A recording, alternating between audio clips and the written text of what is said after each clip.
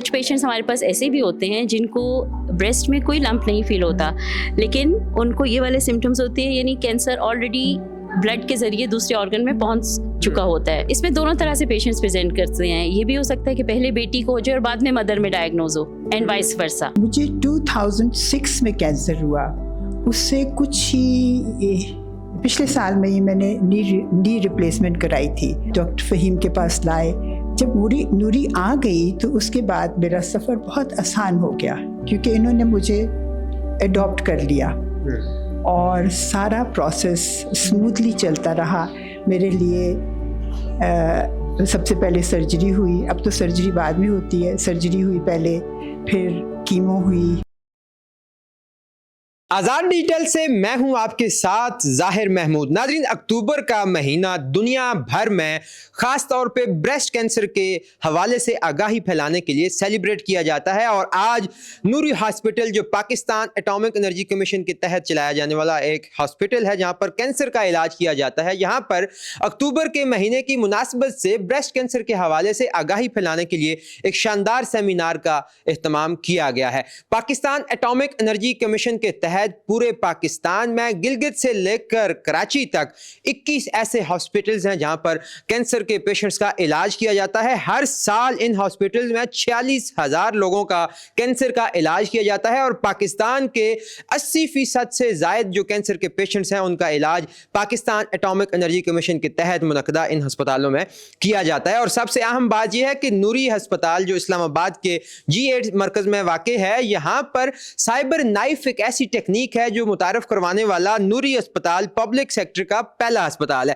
تو آج کی اس ویڈیو میں ہم آپ کو بتائیں گے کہ بریسٹ کینسر کیوں ہوتا ہے, اس کی علامات کیا ہیں, وجوہات کیا ہیں, اس کو کس طرح جو ہے وہ ڈائگنوز کیا جا سکتا ہے, اس کو کب اور کیسے جو ہے وہ ٹریٹ کروایا جا سکتا ہے, اور نوری ہسپتال میں کون کون سی فیسلٹیز موجود ہیں. تو ہم آپ کو ملوائیں گے نوری ہسپتال کی ڈائریکٹر ڈاکٹر حمیرہ محمود سے اور ایک کینسر پیشنٹ سروائیور سے بھی, ان سے بھی جانیں گے کہ انہوں نے یہاں پر اپنا علاج کیسے کروایا. ہمارے ساتھ موجود ہیں ڈاکٹر حمیرہ محمود جو پاکستان کی پہلی خاتون ماہر سرطان ہیں, اگر آپ انگریزی میں کہیں تو فرسٹ فیمیل انکولوجسٹ, اور یہ پہلی خاتون ڈائریکٹر ہیں نوری ہاسپٹل کی جو اسلام آباد میں واقع ہے.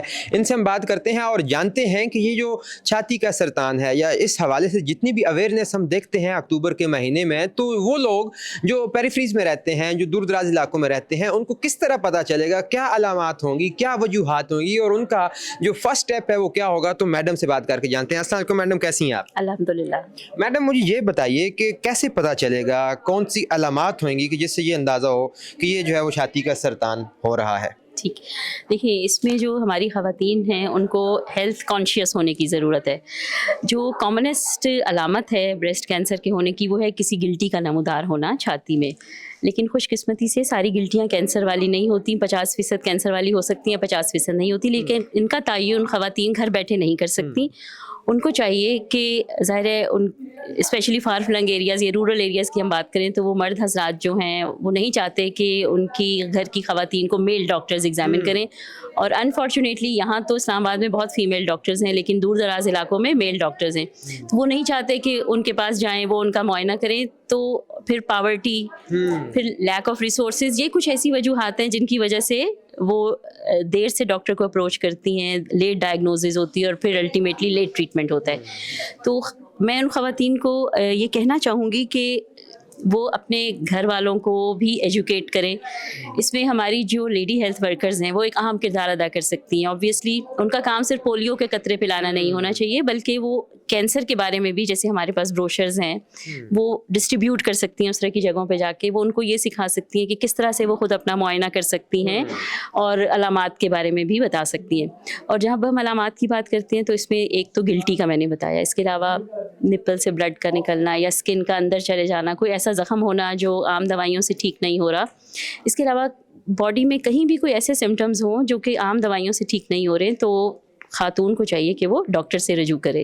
आपने प्रेजेंटेशन में बताया कि कुछ यहाँ पर भी मैं देख रहा था कि साइंस हो या इस साइड भी जी। इवन जो है वो बगलों में, तो वो थोड़ा सा एलैबोरेट कीजिएगा। इसमें ये होता है कि अगर कैंसर ब्रेस्ट तक महदूद ना रहे, क्योंकि कैंसर जड़ों वाली बीमारी है, इसमें टेंडेंसी होती है कि वो ब्लड के ज़रिए, लिम्फ वेसल्स के ज़रिए वो गदूदों में भी चला जाता है, जो कि आम पिट में होते हैं, गले में होते हैं, और वो बॉडी के दूसरे ऑर्गन्स में भी जा सकता है, जिसमें दिमाग है, हड्डियाँ हैं, लंग्स हैं, जिगर है, कहीं पे भी ये फैल सकता है। और फिर पेशेंट को जो सिम्टम्स या अलामात होंगी वो उस ऑर्गन से रिलेटेड होंगे।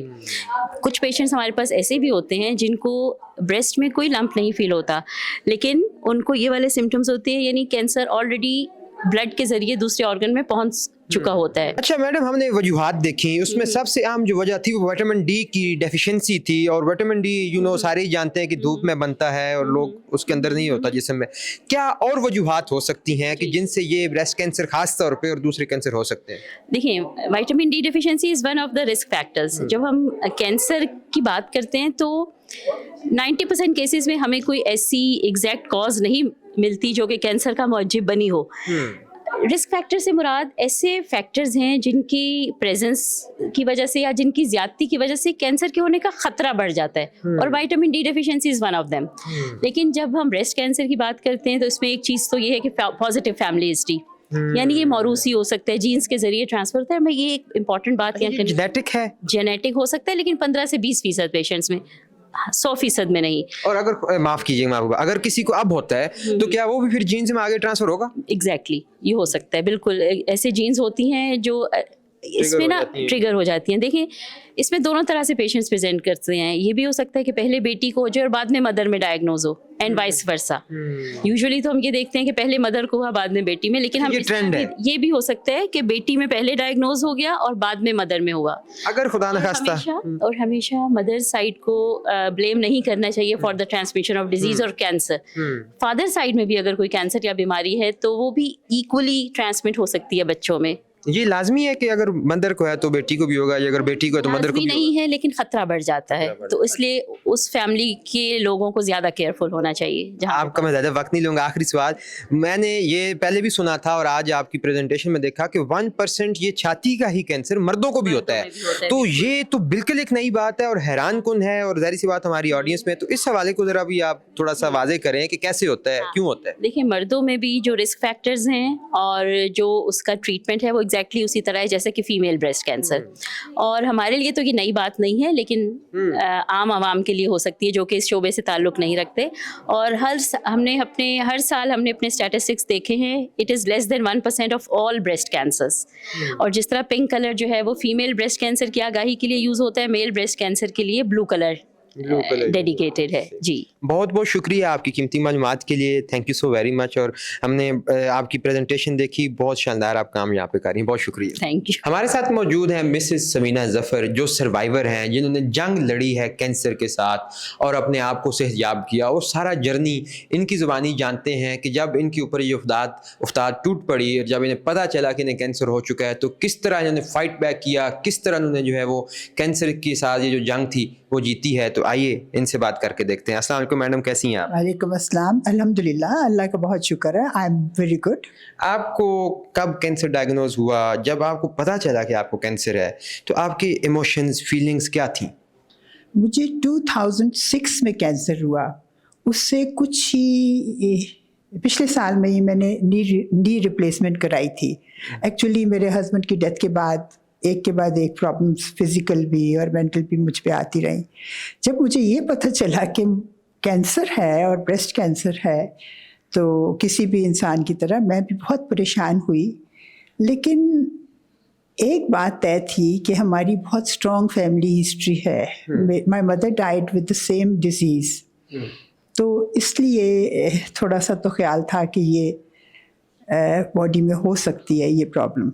लेकिन इतनी अच्छी सपोर्टिव फैमिली थी, मेरे भाई मुझे ले गए, उन्होंने मुझे मैमोग्राम करवाया, फिर उसके बाद डॉक्टर फ़हीम के पास लाए। जब नूरी आ गई तो उसके बाद मेरा सफ़र बहुत आसान हो गया, क्योंकि इन्होंने मुझे अडॉप्ट कर लिया और सारा प्रोसेस स्मूथली चलता रहा मेरे लिए। सबसे पहले सर्जरी हुई, अब तो सर्जरी बाद में होती है, सर्जरी हुई पहले, फिर कीमो हुई اور کیمو آپ کو پتہ کہ کافی عرصہ تکلیف دہ بھی ہوتی ہے. تکلیف دہ تو ہوتی ہے لیکن کافی ڈیوریشن اس کی لمبی ہوتی ہے. اور میں ظاہر ہے ورکنگ لیڈی رہی ہوں, اس وقت جاب کر رہی تھی, لیکن میں نے جاب نہیں چھوڑی. جاب کے ساتھ ہی میں ٹریٹمنٹ کرواتی رہی. اچھا, ساتھ ساتھ جاب بھی کرتی رہی اور ساتھ ساتھ ٹریٹمنٹ بھی کرواتی رہی. ٹریٹمنٹ بھی کرواتی رہی. یہ مشکل نہیں تھا؟ مشکل تو تھا, but being a widow it wasn't possible کہ میں لمبی چوڑی چھٹی لوں اور صرف علاج کراؤں.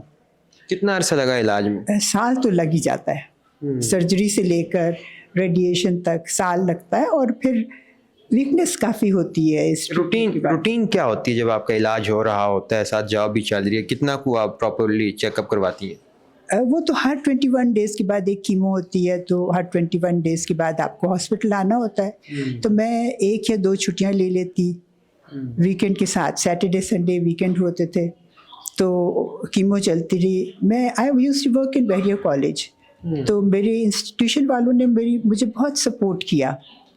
میرے لیے ورک لوڈ کم کر دیا. چھٹیاں مجھے دینے کے لیے کوئی مسئلہ نہیں تھا, 2 چھٹیاں تو مل جاتی تھی. اور پھر جب ریڈیشن کا مرحلہ آیا تو میرا بیٹا مجھے میری جاب سے ہی اٹھاتا, ریڈیشن کرا کے واپس گھر پہ چھوڑ دیتا. Actually he was doing CA at that time from Fergusson. مجھے یہ بتائیے کہ you felt strong when like you are fighting with this cancer, like آپ جاب بھی کر رہی ہیں, ویکنیس ہو جاتی ہے, کیمو تھراپی ہے, ریڈیشنز ہیں, باڈی کے اوپر بڑے افیکٹس ہوتے ہیں ان چیزوں کے, تو آپ کام بھی کر رہی تھی ساتھ ساتھ, کیسے مینیج کرتی تھیں؟ وہ الحمدللہ, اور گھر کو بھی دیکھنا, سارا کام نارملی چلتا رہا. یہ سب اللہ تعالیٰ کی رحمت ہوتی ہے, اس میں انسان کا اپنا بس نہیں ہوتا. اس کا شکر ہے کہ اس نے مجھے اتنی ہمت دی رکھی کہ میں یہ سب کام کر سکوں اور کرتی جاؤں. تو الحمدللہ. کتنا عرصہ ہو گیا اب اس کو آپ لڑے ہوئے, ختم ہوئے آپ کی اس بیماری کو؟ دیکھیے 2006 میں مجھے یہ ڈائگنوز ہوا تھا, اور اب 25 ہے, تقریباً 18-19 سال تو ہو چکے. دوبارہ تو نہیں ہوا پھر کبھی؟ ہوا تھا دوبارہ, 11 سال کے بعد دوبارہ دوسری بریسٹ میں بھی ہوا تھا.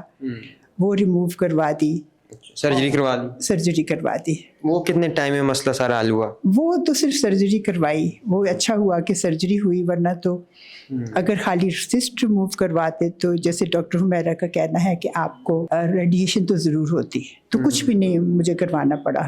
سو اٹامک انرجی کمیشن کے یہ جو ہاسپٹلز ہیں جن میں نوری بھی شامل ہے, یہاں کا سیٹ اپ, یہاں کا انوائرمنٹ, یہاں کے لوگ, یہاں کا ٹریٹمنٹ, اس کے حوالے سے آپ کیا جو ہے وہ ریٹنگ دیں؟ I really adore them. ایک چیز ایسی ہے کہ آپ اس کی تعریف کرتے نہ تھکو. اتنی انکریجمنٹ مجھے یہاں آ کر ملتی ہے. ٹریٹمنٹ کے دوران بھی کوئی بھی ایسی وزٹ نہیں تھی کہ میں کسی نیگیٹو فیلنگس کے ساتھ یہاں سے گئی ہوں. ہمیشہ پازیٹیوٹی ملی. اور اب تو یہ لوگ نوری والے یا اس انسٹیٹیوشن کے جو ہیڈ ہیں وہ اتنی رسپیکٹ مجھے دیتے ہیں کہ مجھے حیرت ہوتی ہے کہ I am not capable of all that, but I get more than due respect. الحمدللہ. You are teacher by profession? Yes, I am. ابھی بھی کر رہی ہیں؟ نہیں, اب نہیں کر رہے. ریٹائرمنٹ کے بعد پھر اور مختلف ایکٹیویٹیز ہیں. ایک تو نوری آ کے پیشنٹ سپورٹ کا کام کرنا, اور درس و تدریس کا کام ہے میرا, قرآن سے تعلق ہے, تو یہ کام چلتے. تو بس ابھی لائف انجوائے کر رہی ہیں؟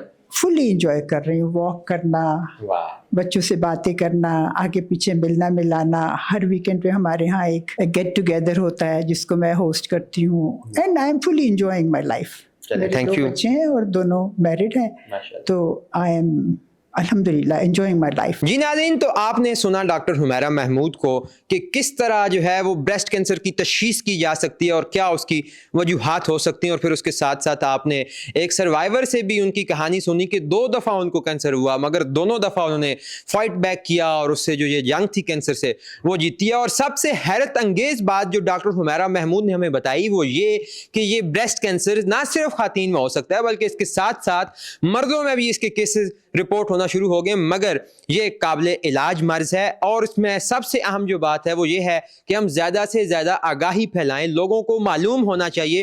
وہ ایک جو شرم کا عنصر ہے اس کو نکالنا چاہیے. جب یہ مرض قابل علاج ہے تو پھر شرم کی وجہ سے اس کو چھپانا نہیں چاہیے, بلکہ بر وقت ڈاکٹرز کے پاس جا کر رابطہ کرنا چاہیے اور اپنا علاج بر وقت کروانا چاہیے تاکہ کئی زندگیاں بچائی جا سکیں. اس کے ساتھ ہی مجھے دیجیے اجازت, دیکھتے رہیے آزاد ڈیجیٹل. خدا حافظ.